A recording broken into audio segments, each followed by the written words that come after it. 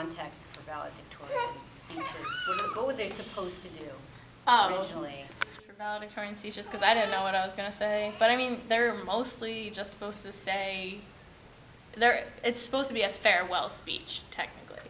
So it's supposed to say good things are going to happen in your life, and we're all saying goodbye now, and go on and go get in the real world, and maybe like put in a little bit of fear, but mostly celebration. So, I mean, they're all pretty much the same, and I didn't want to do that. That was a really gutsy move on your part, and obviously you weren't sure you were going to be valedictorian. But when in your mind did you realize that that's how you felt, kind of, sort of? You know what I mean? Like the content of the speech?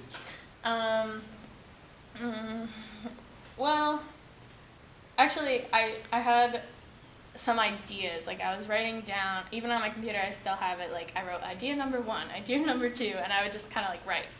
And every time I would end up on a bad note. Like, I'd be trying to write something positive, and then I'd be like, wait, this isn't true. What am I doing?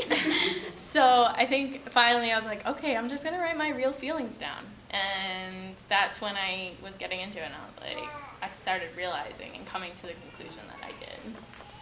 Good for you. Did this all come to you throughout your 4 years in high school, or is this something that kind of crystallized at the end, like, is this a lie that I've been living through all this? Yeah, I mean, I had to think about that. What was your experience like through high school?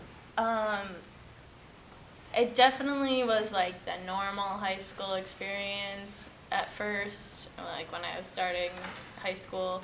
But then I think around 10th grade, I started getting really depressed, like walking through school, wondering why I was there, and starting to have to think about what I'm going to do with my life was a lot of pressure as well.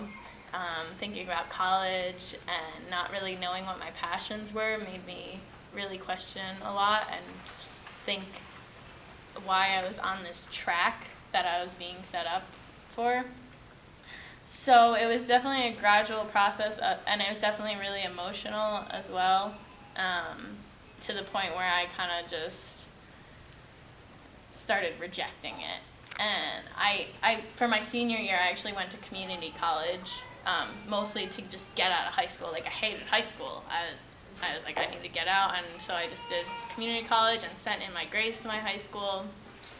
And definitely at community college too, like, I was taking economics classes and social problems and sociology, and those things really like started the gears in my brain thinking about school and the education system and the world as a whole and what it's doing and the system and corruption. So I think you had a question. Yeah, you called out a specific teacher, and I heard, I think it was on your interview on School Sucks, that, or some other place that he's been somewhat sanctioned, or she. Oh, yeah. Have you talked to her at all since Yeah, then? I talk to her like feeling? at least every week.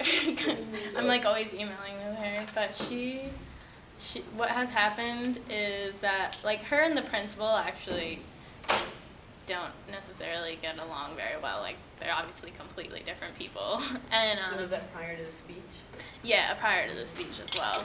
So apparently the principal was saying that she set me up to say this, and it wasn't, you know, because of course I couldn't possibly come up with this by myself, and it started like this big fuss of, and I'm not going to say this is because of the speech, but something has happened where her schedule has been changed to now not include the 10th grade honors class, the one that I went through with her, and the principal is the one that's usually in charge of the schedule. So, but I mean, right now it's in the process where it's going to work out. Like, she is working on a curriculum, including social justice right now with Carrie Kennedy, and they're going to implement that into the education requirements, which at the same time, like, she knows that that can be corruptible too, but at least it's a good step, and she's getting a lot of attention right now, to the point where like the principal will be shaking in her shoes if she messes with her anymore. So that's all we figured out. Like, she's been getting some crap for it, but it should be solved pretty quickly. What's a normal high school experience? What? No, I love that you guys are here. Like, You're the only person who's actually been I there. know. So now I can tell everyone about my normal high school experience. What's a normal high school experience? Yeah, I mean, it's just like basically going to school, seeing your friends. Like most people will say, like, I like school because I get to see my friends. You know, Yeah. that wasn't for me because I knew if I wanted to see my friends, I could just see them outside of school. But you go in the morning. You have to wake up early. You have to get your nice clothes on because you know you want people to like you. So you have to make sure you look real good, and then we had to wait in the cafeteria or outside for like half an hour before school started because of the bus schedule. Like, was so crazy that we would just have to wait there basically. And I remember it just being like really restrictive. Also, like they would treat us like we couldn't be trusted. Like I remember in that morning where we'd have half an hour to just sit there, I needed to go get a textbook from my locker to finish up a homework assignment. Or actually, like, I don't know, yeah. So I went to go do it without asking permission to go to my locker, and then I got in trouble. And like, I'm the A student, and I got in trouble for, just walking over to my locker to get a book because no one's supposed to be allowed to walk through the hallways. And then, you go to your classes. You have different classes throughout the day. So you go to one class for it's usually like 45 minutes, and then the bell rings and you go to your next class. And so it's like constantly interrupting your day, especially if you're really into a class and like maybe you're doing something cool, then all of a sudden the bell rings, so you have to switch. And then you go to lunch, hang out with your friends some more, and of course there's like all these adults monitoring your behavior and making sure that you don't disrupt anything and you're just eating your lunch quietly. And then you go to some more classes, and when school is done, some people choose to have after school activities like clubs or sports where, there's always an adult too. Like you have to have an advisor for a club. You can't just be sitting around in the hallways talking to people, and they always make sure you're in a classroom and doing something productive to their standard of productive. Yeah, so I guess that's normal. I don't know what else to really say about that. Like when you searched your name, when you were before you graduated, would you find out anything? And now, would you find anything?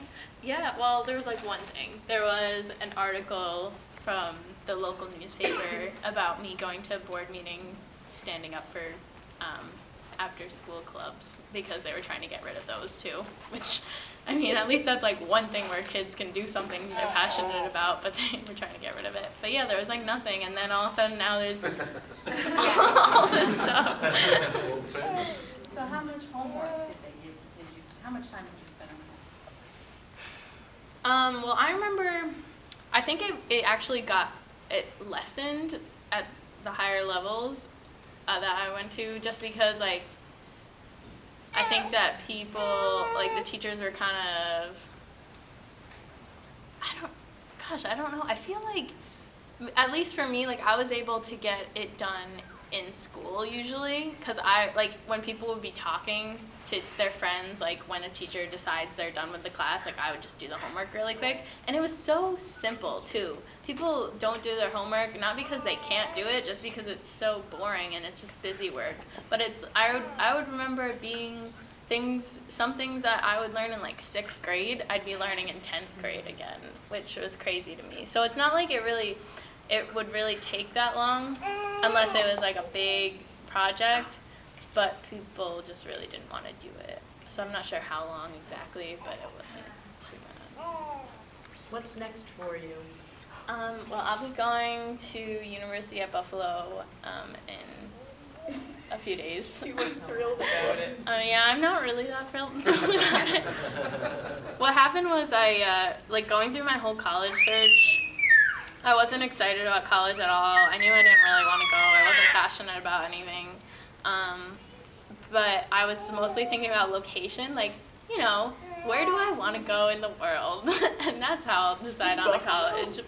And what happened, I applied to like pretty nice universities like GW, Boston University, like city universities, and NYU. And then I applied to some SUNY schools just because my dad said he'd pay for a SUNY school. And I applied to only Albany and Buffalo, and because they're like basically the only cities. And Albany's too close to me. And since the other schools didn't give me any scholarship money, I just decided on Buffalo. Buffalo gave me some scholarship money, and I'm getting a free ride through my parents.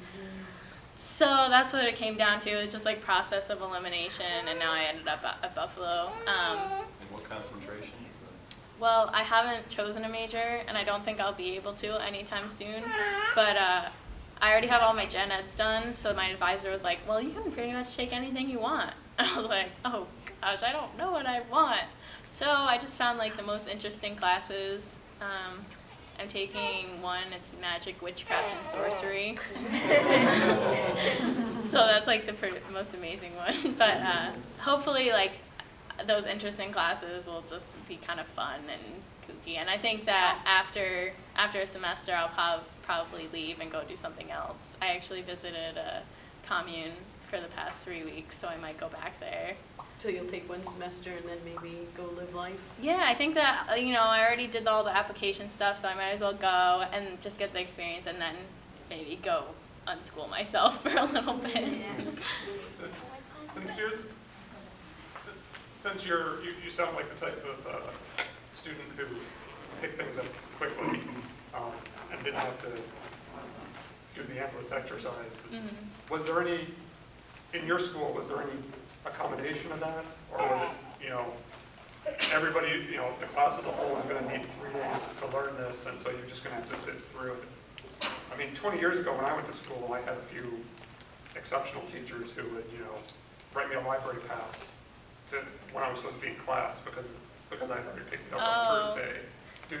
Did they do any of that sort of thing for you, or is it more, you know, everybody has to follow the same rules whether you need the class time or not? Everyone had to be there, even if they were getting the hang of it. Like mostly they would just be bored in class if other students still had problems with the material, and they just have to sit through it. And I remember like they would try to separate the kids, like, and they'd have the advanced classes for the smarter ones, but even those tended to have some students that wanted to like be the troublemakers and like upset the class and make it harder and kind of slow things down. So even the advanced students would have trouble like being interested in class really.